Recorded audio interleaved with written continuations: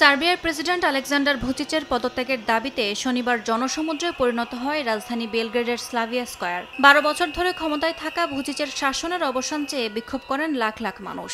শিক্ষার্থীদের নেতৃত্বে এই আন্দোলনে নেমে আসেন সাধারণ নাগরিকরাও। এ সময় ভুচিচের বিরুদ্ধে জোর করে ক্ষমতা আঁকড়ে রাখার অভিযোগ তুলে অবিলম্বে আগাম নির্বাচন দেওয়ার দাবি জানান বিক্ষুব্ধরা। যদিও প্রেসিডেন্টের পাশাপাশি ভারপ্রাপ্ত প্রধানমন্ত্রীর দায়িত্ব পালন করা ভুচিচ আগাম নির্বাচনের দাবি প্রত্যাখ্যান করেছেন। ২৫০ আসনের পার্লামেন্টে তার জোটের দখল রয়েছে ১৫৬টি আসনে। তবে লাগাতার আন্দোলনে নড়বড়ে হয়ে উঠেছে ভুচিচের জনপ্রিয়তার ভিত। আজ আমরা এখানে এসেছি সার্বিয়াকে বদলাতে, এই সরকারকে বিদায় জানিয়ে নতুন নির্বাচনের দিকে যেতে। যেভাবেই হোক সেই নির্বাচন হোক। এরপর শুরু হবে আরেক যুদ্ধ। সে যুদ্ধ আর রাস্তায় নয়, এবার হবে ব্যালট বাক্সে। আমরা এসেছি শিক্ষার্থীদের পাশে দাঁড়াতে। পুরো শক্তি, সাহস আর মন প্রাণ দিয়ে আমরা তাদের জন্য আছি, তাদের পাশে আছি। আন্দোলনের এক পর্যায়ে নিরাপত্তা বাহিনীর সঙ্গে সংঘর্ষে জড়ায় বিক্ষুব্ধরা।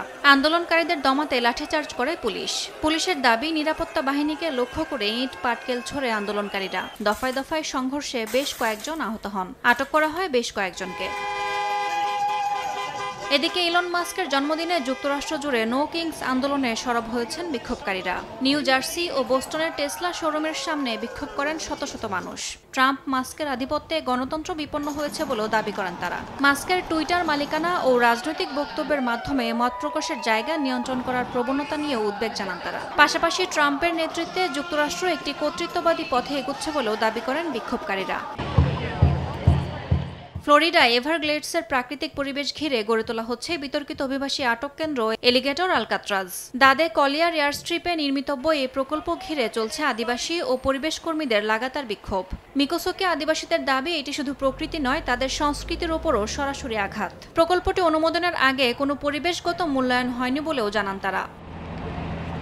ইয়াসমিন অনন্যা, সময় সংবাদ।